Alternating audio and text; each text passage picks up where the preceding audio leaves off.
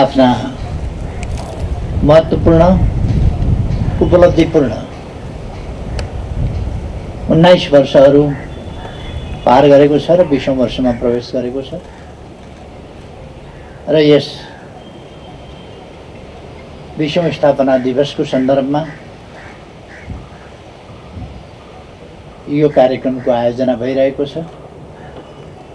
म आगामी दिनमा यस संस्थाको र यस संस्थामा योगदान पुर्याउने क्रियाशील महानुभावहरूको सफलताको निम्ति शुभकामना भन्न चाहन्छु।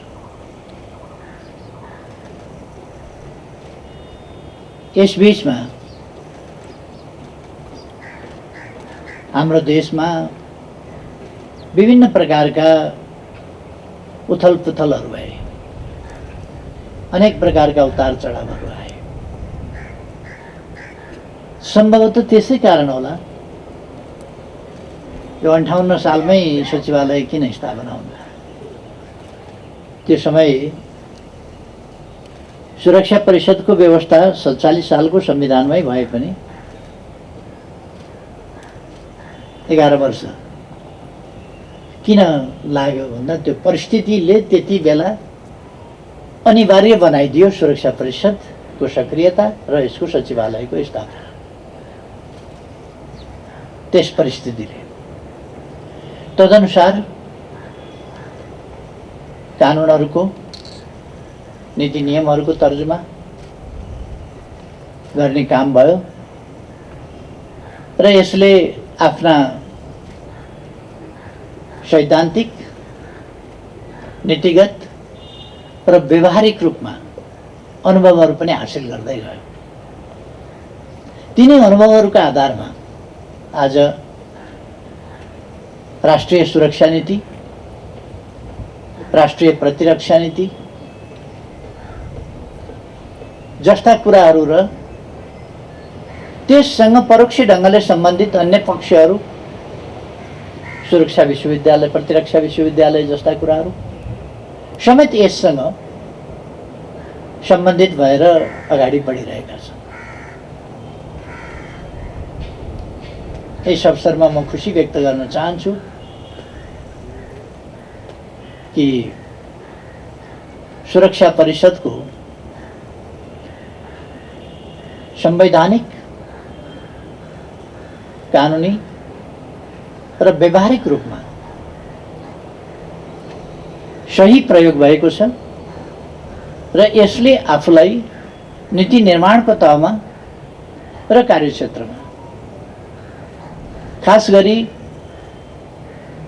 प्रतिरक्षाको मामलामा र राष्ट्रिय सुरक्षाका मामलामा नेपाली सेना, नेपाली सेनाको परिचालन र विभिन्न ढङ्गले नेपाली सेनाको परिचालन एवं प्रयोग कसरी उपयुक्त ढङ्गले हुन सक्छ, त्यस सन्दर्भमा नीतिहरू र अभ्यासका अनुभवहरूले हामीलाई अलिकति परिमार्जित स्थितिमा पुर्याएको छ आज। र हामी एउटा अन्योलको स्थितिमा होइन, बहुतै स्पष्टताको स्थितिमा छौँ। विगतका अनुभवहरूलाई लिएर आज हामी अझ स्पष्टताका साथ अगाडि बढ्न जरुरी छ।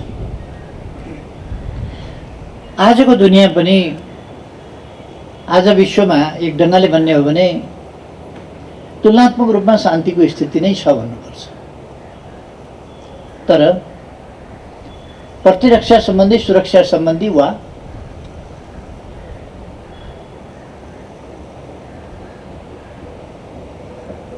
सैन्य परिचालन सम्बन्धी प्रश्नहरूलाई मूलतः राष्ट्रहरूले दुई हिसाबले सोचेको पाइन्छ आजको दुनियाँमा। एउटा प्रभाव विस्तार, अर्को संप्रभुताको रक्षा। हामी प्रभाव विस्तारको पक्षमा होइन, हामी न्यायोचित संप्रभुताको रक्षा र शान्ति सुरक्षाको पक्षमा छौँ। ठुलो होस् कि सानो, बलियो होस् कि कमजोर, सबैले आफ्नो अनुचित ढङ्गले प्रभाव विस्तारमा होइन, न्यायोचित हकको रक्षामा सैन्य शक्तिको प्रयोग गर्नुपर्दछ भन्ने हामी ठान्दछौँ। कहीँ पनि अन्यथा ढङ्गले प्रयोग गरिनौँ,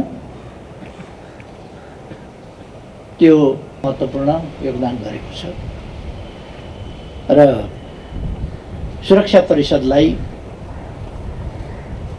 सहज बनेको छ। सही जानकारी, प्रशोधित वस्तुहरू र त्यो प्रशोधित अवस्थाको विश्लेषण र त्यसका निष्कर्षहरूबाट अगाडि बढ्ने त्यो अनुकूलता सहज ढङ्गले प्राप्त भएको छ। यस अवसरमा म योगदान गर्ने सबैलाई हार्दिक धन्यवाद भन्न चाहन्छु। यति बेला मैले एउटा कुरा फेरि राख्नुपर्छ। नेपाली सेनाको आफ्नो गौरवपूर्ण इतिहास छ। राष्ट्र निर्माणमा, राष्ट्रको सुरक्षामा, राष्ट्रिय प्रतिरक्षामा महत्त्वपूर्ण योगदान छ र गौरवपूर्ण इतिहास छ। अन्तर्राष्ट्रिय क्षेत्रमा शान्ति स्थापनाका लागि, अरूले खलबल्याएको शान्ति पुनर्स्थापना गरिदिनका लागि नेपाली सेनाले महत्त्वपूर्ण भूमिका खेलेको छ। आफ्नो जीवन खतरामा राखेर अन्यत्रै गएर शान्तिका लागि, अरूले खलबल्याएको शान्ति पुनर्स्थापना गरिदिने वा बढी बिग्रिन नदिने वा त्यहाँ बढी क्याजुअल्टी हुन नदिने, त्यस काममा आफूलाई जोखिममा राखेर योगदान गरेको छ र यसरी अन्तर्राष्ट्रिय क्षेत्रमा पनि ख्याति कमाएको छ। राष्ट्रिय क्षेत्रमा पनि नेपाली सेना एउटा विश्वसनीय, भरपर्दो प्रतिरक्षा र सुरक्षाको एउटा निकाय हो र यसका काम तदनुसारका छन्। यसले सेवाका क्षेत्र र निर्माणका क्षेत्रमा पनि त्यस्तै गरी जनताका मन छुने असाधारण काम गरेको छ। त्यो मन छुने काम गर्ने कुराको निर्देश सुरक्षा परिषदले सिम्पली गरिराखेको पनि हुन्छ। यस्तो भएको हुनाले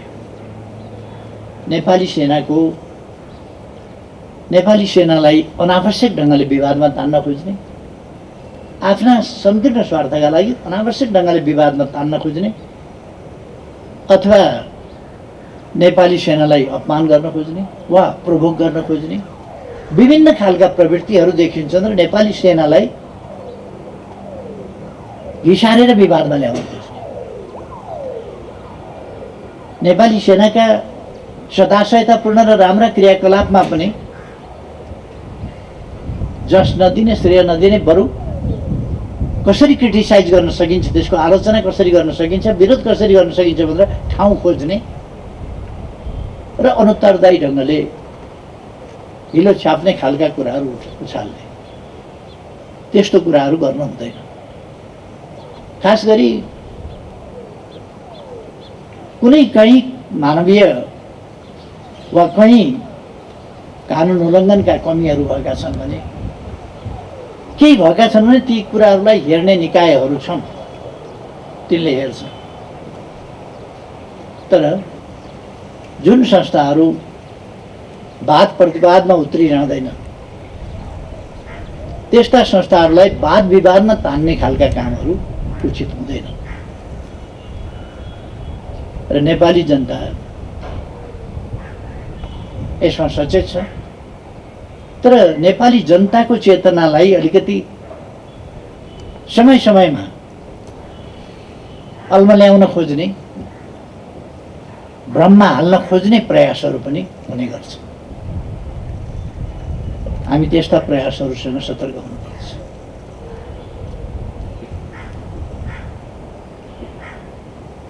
सार्वभौम सत्ता नेपाली जनतामा छ।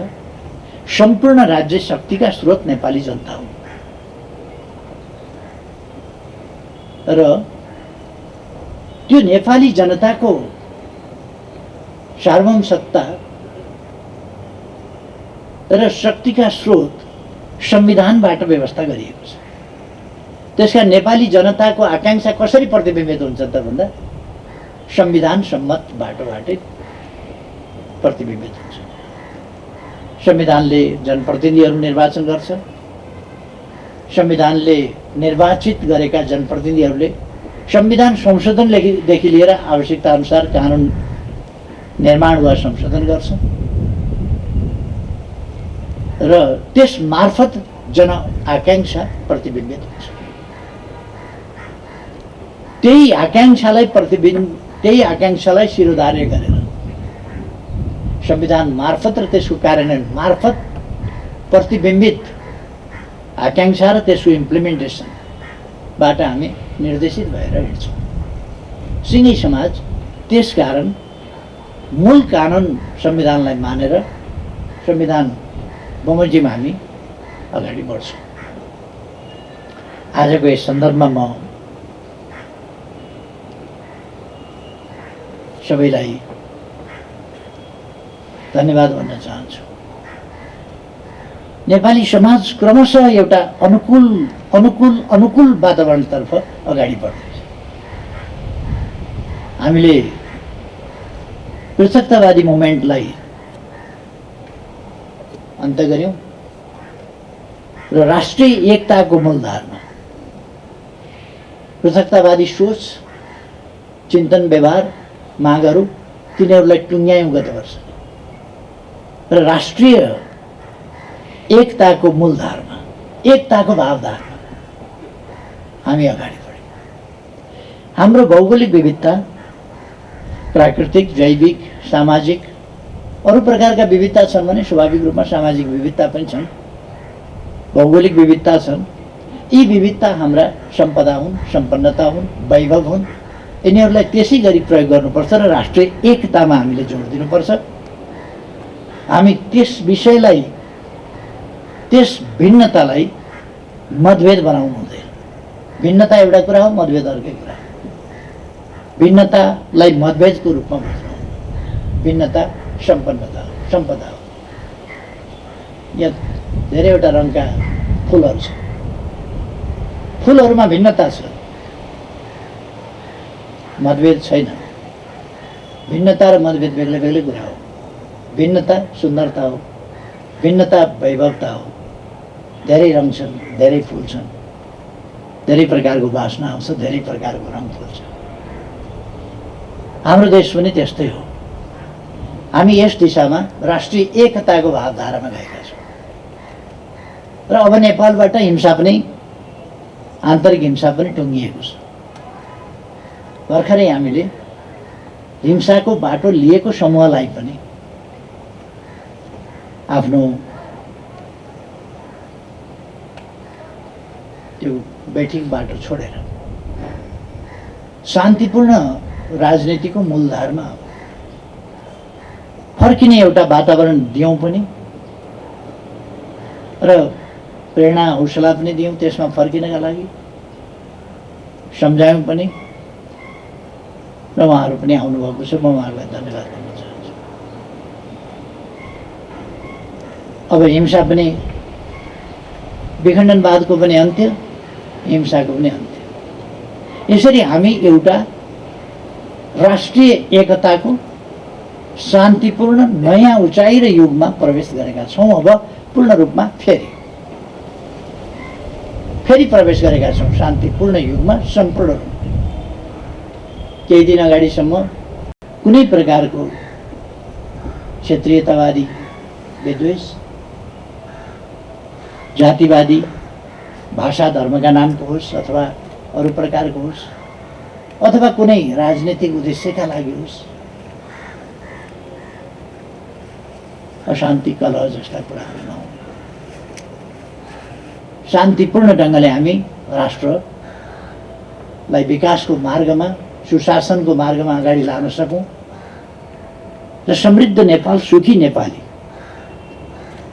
यो सुखी नेपाली समृद्ध नेपाल बनाउनका लागि शान्ति सुव्यवस्था र स्थायित्व आवश्यक छ।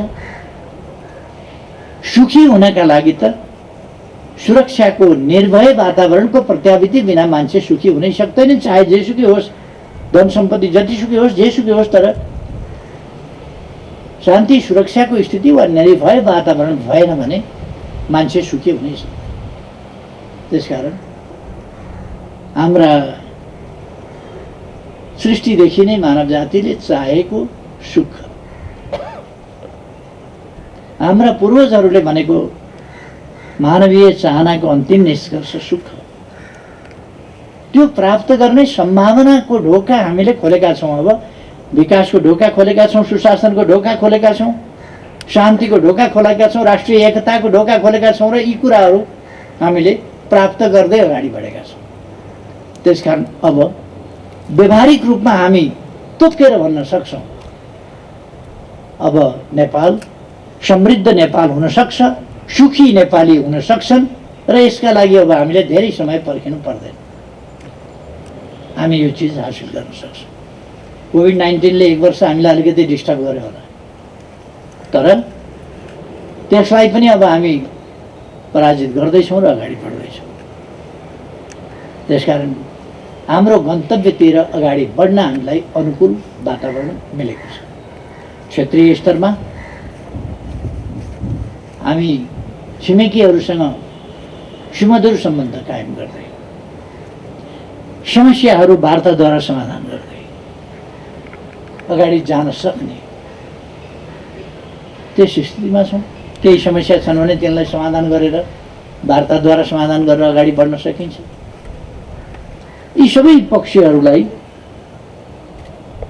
सचेत ढङ्गले हेर्दै, सचेत र आवश्यक कदम चाल्दै नेपाल अगाडि बढ्छ।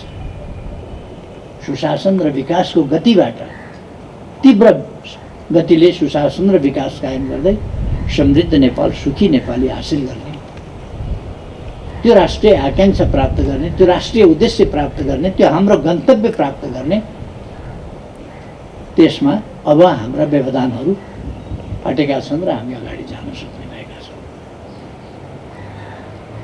यो एउटा खुसीको समय हो र खास गरी राष्ट्रिय सुरक्षा परिषदको सचिवालय र राष्ट्रिय सुरक्षा परिषदका लागि यस्तो वातावरण भनेको एउटा असाधारण खुसीको कुरा हो। त्यसकारण यति बेला म खुसी व्यक्त गर्न चाहन्छु र सबैलाई फेरि धेरै धेरै धन्यवाद भन्न चाहन्छु। सबैमा धेरै धेरै शुभकामना साथ आफ्नो भनाइ टुङ्ग्याउँछु। धन्यवाद। सम्माननीय प्रधानमन्त्री तथा रक्षा मन्त्री एवं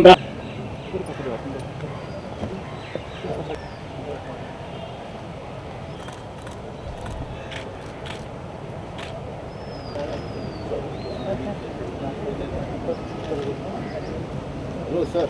I'm Professor Ismail.